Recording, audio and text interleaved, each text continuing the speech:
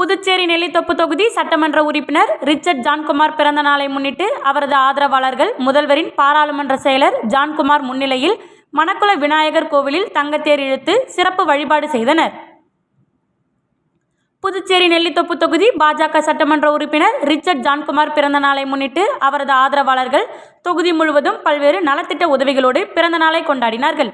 அதன்படி நெல்லித்தோப்பு தொகுதி பாஜக பிரமுகர் சந்துரு ஏற்பாட்டில் பிரசித்தி பெற்ற மணக்குள விநாயகர் ஆலயத்தில் தங்கத்தேர் இழுத்து சிறப்பு வழிபாடு நடைபெற்றது. முதல்வரின் பாராளுமன்ற செயலர் ஜான்குமார் தலைமையில் அவரது முன்னிலையில் நடைபெற்ற நிகழ்ச்சியில் சட்டமன்ற உறுப்பினர் ரிச்சர்ட் ஜான்குமார் நீடூடி வாழ வேண்டி மணக்குள விநாயகருக்கு சிறப்பு அபிஷேகம் மற்றும் பூஜைகள் நடத்தப்பட்டு தங்கத்தேர் இழுக்கப்பட்டது. இதில் திரளான பாஜக நிர்வாகிகள் மற்றும் நெல்லித்தோப்பு தொகுதி நிர்வாகிகள் கலந்து கொண்டனர்.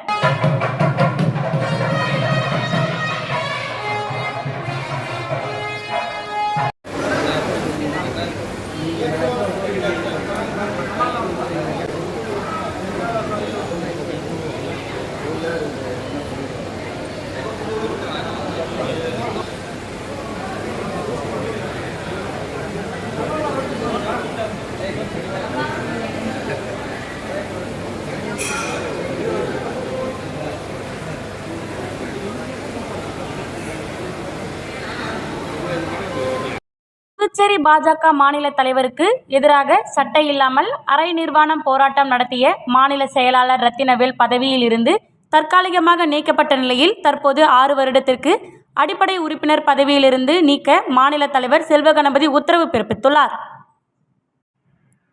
புதுச்சேரி மக்களவை தொகுதி தேர்தலில் பாஜக வேட்பாளர் தோல்வி அடைந்ததற்கு மாநில தலைவர் செல்வகணபதி தான் காரணம். எனவே அவர் கட்சி பதவியிலிருந்து விலக வேண்டும் என்று வலியுறுத்தி மாநில செயலாளர் ரத்தினவேல் இன்று கட்சி தலைமை அலுவலகத்தில் பாரத மாதா சிலை முன்பு சட்டை இல்லாமல் அரை நிர்வாண போராட்டத்தில் ஈடுபட்டார்.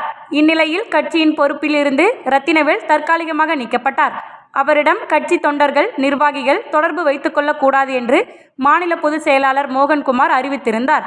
இந்நிலையில் ரத்தினவேல் தொடர்ந்து வாட்ஸ்அப் உள்ளிட்ட பல்வேறு இணையதளம் வாயிலாக தொடர்ந்து பாஜக மாநில தலைவர் செல்வகணபதி மற்றும் பொதுச் செயலாளர் மோகன்குமார் குறித்து ஆடியோ மற்றும் பல்வேறு பதிவுகளை வெளியிட்டு வருகிறார். இதனைத் தொடர்ந்து பாஜக மாநில தலைவர் செல்வகணபதி அறிவிப்பு ஒன்று வெளியிட்டுள்ளார். அதில் கட்சியின் கோட்பாடுகளையும் நெறிமுறைகளையும் மீறி செயல்பட்டதால் மாநில செயலாளர் ரத்தினவேல் தற்காலிகமாக நீக்கப்பட்ட நிலையில் மீண்டும் அவர் கட்சி கோட்பாடுகளுக்கு பங்கம் விளைவிக்கும் வகையில் செயல்பட்டு வருவதால் இன்றிலிருந்து 6 வருட காலத்திற்கு கட்சியின் அடிப்படை உறுப்பினர் பதவியிலிருந்து நீக்கப்படுவதாகவும் பாஜகவினர் யாரும் அவருடன் கட்சி சார்ந்த அரசியல் சார்ந்த தொடர்பு வைத்துக் கொள்ளக்கூடாது எனவும் உத்தரவு பிறப்பித்துள்ளார். புதுச்சேரியில் அமைக்கப்பட்டுள்ள பாதாள சாக்கடை அமைப்புகள் சரியாக உள்ளதா என ஆய்வு செய்ய சூரத்திலிருந்து நிபுணர்கள் அழைக்கப்பட்டுள்ளார்கள் என ஆளுநர் CP ராதாகிருஷ்ணன் தெரிவித்துள்ளார்.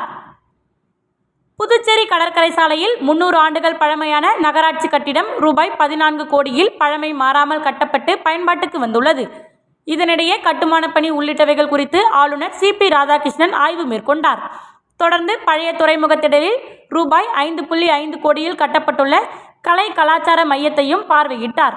அப்போது மின்சார இணைப்பு இன்னும் வழங்கப்படாதது குறித்து அதிகாரிகளிடம் அரசின் பணம் வீணாக்காமல் பார்த்து கொள்ள வேண்டும் என அறிவுறுத்தினார்.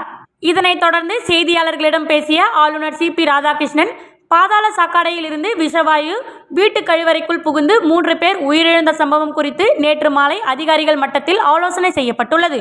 அதில் புதுச்சேரியில் போடப்பட்டுள்ள பாதாள சாக்கடைகளின் அமைப்புகள் அதன் தன்மைகள் குறித்து ஆய்வு செய்ய மிகப்பெரிய நகரமான சூரத்தில் இந்த திட்டத்தை வெற்றிகரமாக செயல்படுத்திய நிபுணர்கள் ஆய்வு செய்ய அழைக்கப்பட்டுள்ளதாக தெரிவித்த அவரிடம் புதுச்சேரியில் பாதாள சாக்கடை அமைப்பதில் ஊழல் முறைகேடுகள் நடந்து இருப்பதாக எதிர்க்கட்சிகள் கூறும் குற்றச்சாட்டு குறித்து செய்தியாளர்கள் எழுப்பிய கேள்விக்கு உரிய ஆதாரத்துடன் புகார் தெரிவித்தால் நிச்சயம் நடவடிக்கை எடுப்பேன் என ஆளுநர் CP ராதாகிருஷ்ணன் தெரிவித்துள்ளார். புதுச்சேரி வீட்டு உபயோக மின் கட்டணம் 16ஆம் தேதி முதல் உயர்வு.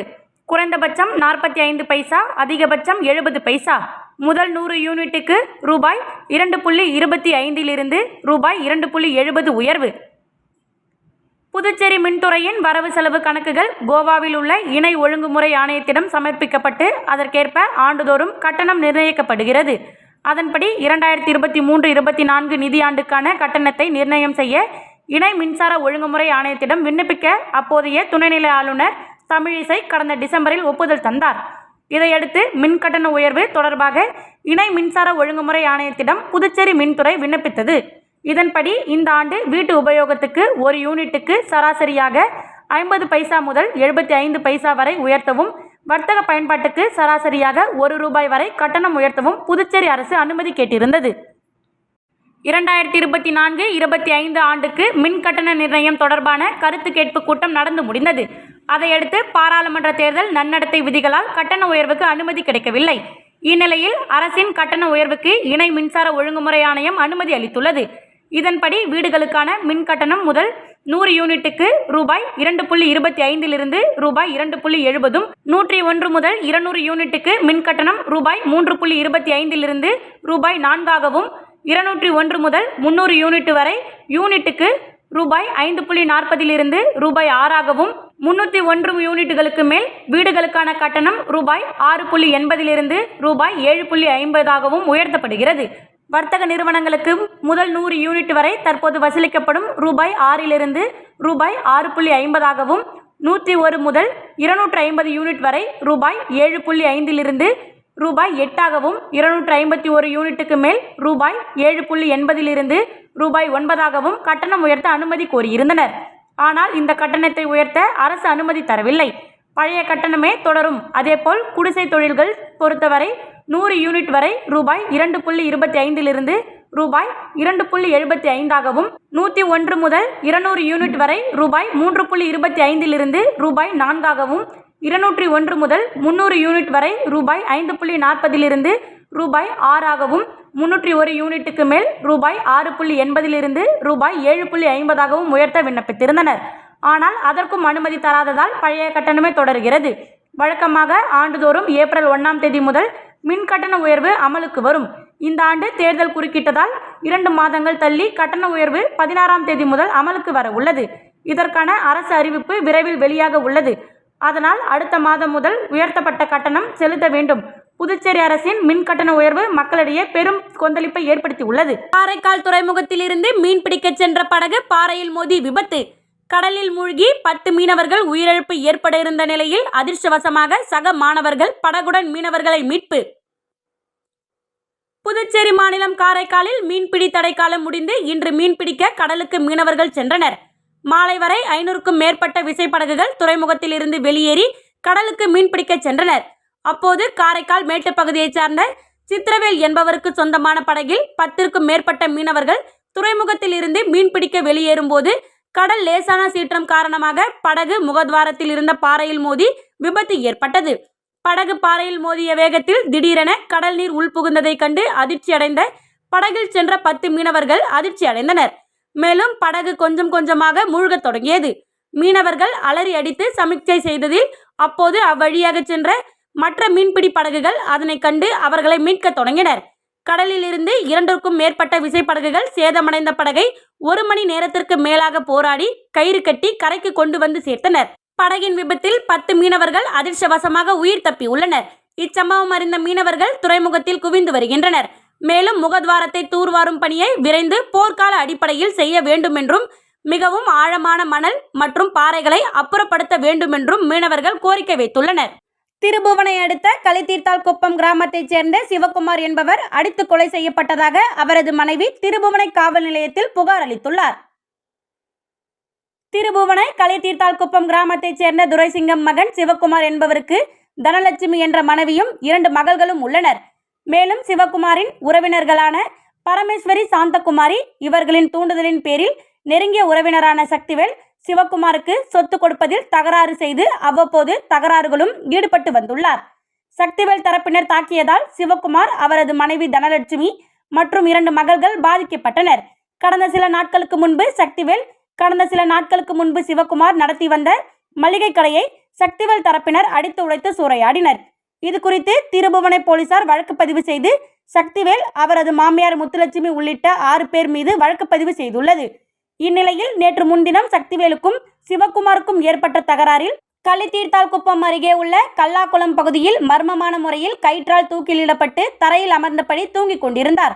அவரை உறவினர்கள் மீட்டு ஸ்ரீ மணக்குள விநாயகர் மருத்துவமனை மருத்துவக் கல்லூரியில் சேர்த்தனர்.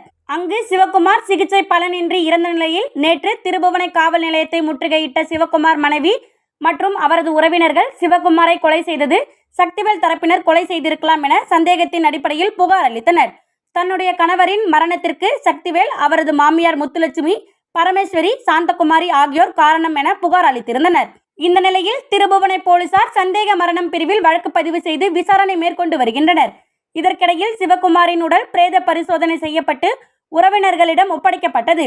இன்று சிவகுமாருக்கு இறுதிச் சடங்கு நடக்க உள்ள நிலையில் அங்கு போலீசார் குவிக்கப்பட்டுள்ளனர். ரெட்டியார்பாளையம் புதுநகர் விஷவாயு விவகாரம் புதுச்சேரி அரசு சார்பில் சுப்பையா அரசு உயர்நிலைப் பள்ளியில் தங்க வைக்கப்பட்டு இருக்கும் மக்களுக்கு தமிழ் மக்கள் நண்பன் கட்சி நிறுவனர் செந்தில்குமார் நேரில் ஆறுதல் கூறினார். சமீபத்தில் புதுச்சேரி ரெட்டியார்பாளையம் புதுநகர் பகுதியில் கழிவுநீர் விஷவாயு தாக்கியதால் பள்ளி மாணவி உட்பட 3 பெண்கள் உயிரிழந்தனர். பாதிக்கப்பட்ட பகுதிகளை தமிழ் மக்கள் நண்பன் கட்சி நிறுவனர் செந்தில்குமார் நேரில் இன்று ஜூன் 14 காலை 9 மணி அளவில் பார்வையிட்டு இறந்த மாணவி உட்பட குடும்பங்களுக்கு ஆறுதல் கூறினார். தொடர்ந்து அப்பகுதியில் வா. சுப்பையா அரசு உயர்நிலைப் பள்ளியில் தங்க வைக்கப்பட்டிருக்கும் பொதுமக்களுக்கு நேரில் ஆறுதல் கூறி பாதுகாப்பாக இருக்கும்படி அறிவுறுத்தினார். தமிழ் மக்கள் நண்பன் நிறுவனர் செந்தில்குமரன் இதற்கு முன்பு முத்தியால்பேட்டை பாலியல் வன்கொடுமையால் படுகொலை செய்யப்பட்ட சிறுமி ஆர்த்தி குடும்பத்திற்கு முதல் ஆளாக தனது சொந்த நிதியிலிருந்து 10,000 நேரில் குடும்பத்தினருக்கு வழங்கி ஆறுதல் கூறினார் என்பது குறிப்பிடத்தக்கது. காரைக்கால் அடுத்த திருநள்ளாறு நலத்தீர்த்த பகுதியில் யாசகர்களுக்கு வழங்குவதற்காக விற்பனை செய்த கெட்டுப்போன பரிகார உணவுகளை அதிகாரிகள் பறிமுதல். காரைக்கால் அடுத்துள்ள திருநள்ளாற்றில் உள்ள உலக புகழ்பெற்ற ஸ்ரீ சனீஸ்வர பகவான் ஆலயத்திற்கு சுவாமி தரிசனம் செய்ய வருகின்ற பக்தர்கள் நலத்தீர்த்த குளத்தில் குளித்த பின்பு யாசகர்களுக்கு வழங்கப்படும் பரிகார உணவுகள் மறுசுழற்சி முறையில் கெட்டுப்போன பரிகார உணவுகள் விற்பனை செய்வதாக உணவு பாதுகாப்புத்துறை அதிகாரிகளுக்கு புகார் வந்தது. இதனையடுத்து இன்று புதுச்சேரி உணவு பாதுகாப்புத்துறை அதிகாரிகள் மற்றும் போலீசார் திருநள்ளாறு நலத்தீர்த்த பகுதியில் விற்பனை செய்யப்பட்ட உணவு பண்டங்கள் மற்றும் யாசகர்களிடம் மறுசுழற்சி முறையில் விற்பனை செய்யப்பட்ட கெட்டுப்போன பரிகார உணவுகளை உணவு பாதுகாப்புத்துறையினர் பறிமுதல் செய்து கடும் நடவடிக்கை எடுக்கப்படும் என்று எச்சரிக்கை விடுத்தனர். கருவடிக்குப்பத்தில் உள்ள அரசு தொடக்கப்பள்ளியில் பயிலும் மாணவ மாணவிகளுக்கு இலவச சீருடை மற்றும் புத்தகங்களை சட்டமன்ற உறுப்பினர் கல்யாணசுந்தரம் வழங்கினார். கருவடிக்குப்பத்தில் உள்ள அரசு தொடக்கப்பள்ளி மாணவர்களுக்கான இலவச சீருடை மற்றும் புத்தகம் வழங்கும் விழா நடைபெற்றது. விழாவில் கலந்து கொண்ட அனைவரையும் ஆசிரியை நிர்மலா தேவி வரவேற்று பேசினார். பள்ளியின் தலைமை ஆசிரியர் இளங்கோவன் தலைமையுரை வழங்கினார். நேதாஜி சுபாஷ் சந்திரபோஸ் மக்கள் சேவை மன்ற தலைவர் சசிகுமார் சிறப்புரை வழங்கினார். இவ்விழாவில் சட்டமன்ற உறுப்பினர் கல்யாணசுந்தரம் சிறப்பு விருந்தினராக கலந்து கொண்டு மாணவர்களுக்கு இலவச சீருடை மற்றும் புத்தகங்களை வழங்கினார். இவ்விழாவிற்கான ஏற்பாடுகளை அனைத்து ஆசிரியைகள், கடைநிலை ஊழியர்கள் சிறப்பாக செய்திருந்தனர். புதுச்சேரி லாஸ்பேட்டை நரிக்குறவர் காலனியில் வசிக்கும் மாணவர்களுக்கு கல்வி உபகரணங்களை சமூக சேவகர் அருண் வழங்கி வருவது அனைவரின் பாராட்டை பெற்றுள்ளது. புதுச்சேரி கடற்கரை வியாபாரி சமூக சேவகர் அருண் தொடர்ந்து பல்வேறு சமூக சேவையில் ஈடுபட்டு வருகிறார். அதன்படி வெயில் காலங்களில் பொதுமக்கள் மற்றும் காவல்துறையினர், துப்புரவு பணியாளர்களுக்கு இலவச நீர்மோர், சர்பத் உள்ளிட்ட குளிர்ச்சியான பொருட்களை வழங்கினார். அது மட்டுமின்றி தெருவோரம் வசிக்கும் மக்களுக்கு பெட்ஷீட் மற்றும் கொசுவலை, இரவு நேர துப்புரவு பணியாளர்களுக்கு உணவு, டீ, பிஸ்கெட் வழங்குதல் உள்ளிட்ட சேவைகளை தொடர்ந்து பள்ளிகள் திறக்கப்பட்டுள்ள நிலையில் ஏழை எளிய குடும்பத்தை சார்ந்த மாணவர்கள் யாரேனும் புத்தகப்பை, நோட்டு புத்தகம், பேனா உள்ளிட்ட கல்வி உபகரணங்கள் தேவைப்பட்டால் தன்னை தொடர்பு கொள்ளுமாறு இணையதளம் மூலம் வீடியோ ஒன்றை வெளியிட்டு இருந்தார். இந்நிலையில் லாஸ்பேட்டையில் உள்ள நரிக்குறவர் காலனிக்கு நேரில் சென்று அங்குள்ள மாணவர்கள் கல்வி பயில தேவையான உபகரணங்கள் குறித்து மாணவர்களிடம் கேட்டு தெரிந்து கொண்டார். அதனைத் தொடர்ந்து இன்று நரிக்குறவர் காலனி சார்ந்த மாணவர்கள் கல்வி கற்று கல்வியில் உயர அவர்களுக்கு தேவையான புத்தகம் மற்றும் ஸ்கூல் பேக், நோட்டு புத்தகம், பேனா, பென்சில் உள்ளிட்ட பல்வேறு கல்வி உபகரணங்களை வழங்கினார். அதனைத் தொடர்ந்து அங்குள்ள பழங்குடியின மக்களிடம் பேசுகையில், மாணவர் ஒருவர் 9 வயது ஆகியும் ஏழ்மை நிலை காரணமாக இதுவரை பள்ளிக்கு செல்லவில்லை என்பதை தெரிந்து கொண்டு அந்த குடும்பத்தை நேரில் சந்தித்து மாணவனை பள்ளிக்கு அனுப்பினால் உங்கள் வீடு இடிந்துவிடும் அளவில் உள்ளது, அந்த வீட்டை புதியதாக கட்டித்தருகிறேன் என கூறியதன் பேரில் அந்த மாணவனை அவர்களது பெற்றோர்கள் தற்பொழுது பள்ளிக்கு அனுப்பியுள்ளனர். எனவே அருண் தான் கூறியது போல் வீட்டை புதியதாக கட்டித்தரும் பணியில் ஈடுபட்டுள்ளது அனைவரின் பாராட்டை பெற்றுள்ளது. கடின உழைப்பாளர்களின் வாழ்க்கை முறையினை சித்தரிக்கும் வகையில் உருவாக்கப்பட்ட ஓவியர் ரவியின் தனிமனித ஓவிய கண்காட்சியை சட்டமன்ற எதிர்க்கட்சி தலைவரும் திமுக மாநில அமைப்பாளர் சிவா தொடங்கி வைத்தார். புதுச்சேரி தேசிய ஓவியர் மற்றும் ஓவிய ஆசிரியர் ரவியின் தனிமனித ஓவிய கண்காட்சி வண்ண அருவி கலைக்கூடத்தில் நடைபெற்றது. இந்த கண்காட்சியினை புதுச்சேரி சட்டப்பேரவை எதிர்க்கட்சி தலைவரும் திமுக மாநில அமைப்பாளருமான சிவா தொடங்கி வைத்தார். இந்த நிகழ்ச்சியில் சட்டமன்ற உறுப்பினர்கள் அனிபால் கென்னடி, சம்பத், செந்தில்குமார் மற்றும் திமுக பிரமுகர் கோபால், தேசிய ஓவியர் சுகுமாரன், கலைமாமணி நல்லாசிரியர் அன்பழகன், தேசிய ஓவியர் கந்தப்பன், நாடக இணை பேராசிரியர் முனைவர் ரவி ஆகியோர் கலந்து கொண்டு குத்துவிளக்கேற்றி வாழ்த்துரை வழங்கினார்கள். இந்த கண்காட்சியில் கடின உழைப்பாளர்களின் வாழ்க்கை முறையினை சித்தரிக்கும் வகையில் 25 நீர்வண்ண ஓவியங்கள் காட்சிப்படுத்தப்பட்டிருந்தது. ஓவியர் ரவி அவர்கள் நன்றி கூற கண்காட்சி ஏற்பாடுகளை ஓவியர் சாந்தகுமார் எழிலரசன், ஸ்ரீ வெங்கடேஸ்வரன், வண்ண அருவி கலைக்கூட நிறுவனர் ராஜேஷ் ஆகியோர் செய்திருந்தனர். இந்த நிகழ்ச்சியில் ஏராளமான பார்வையாளர்கள், பொதுமக்கள், ஓவியர்கள் என அனைவரும் திரளாக கலந்து கொண்டனர்.